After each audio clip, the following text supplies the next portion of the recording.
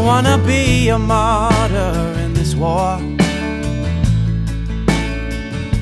I don't wanna hear the same excuses anymore.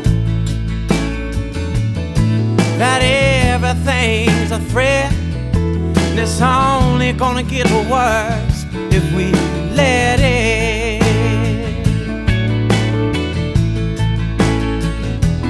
Don't wanna blame the rich for what they got,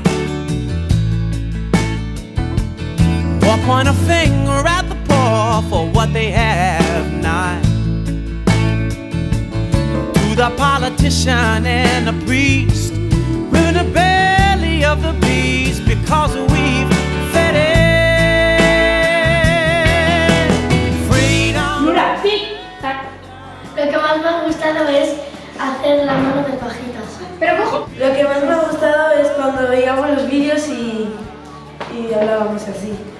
A mí lo que más me ha gustado ha sido trabajar en equipo y ver los anuncios y hacer juegos de las mujeres que han estado haciendo proyectos y...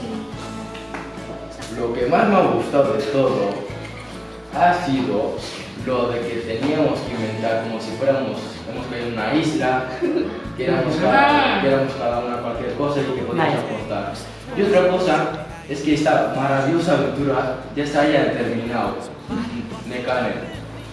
A mí lo que más me ha gustado, pues me ha gustado también hacer lo de la entrevista, de elegir quién eras y hacer como si fueras esa persona. Bueno, lo que más me ha gustado es de la mano robótica. A mí lo que más me ha gustado ha sido cuando teníamos que decir qué trabajo elegiríamos nosotros, ¿no? Y el juego que hicimos de las cartas y también lo de elegir a chicas que inventaron cosas. Bueno, Las cartas, pues a mí lo que más me ha gustado ha sido pues estar con mis amigos y hacer las manos. Telling them how everything is gonna be now.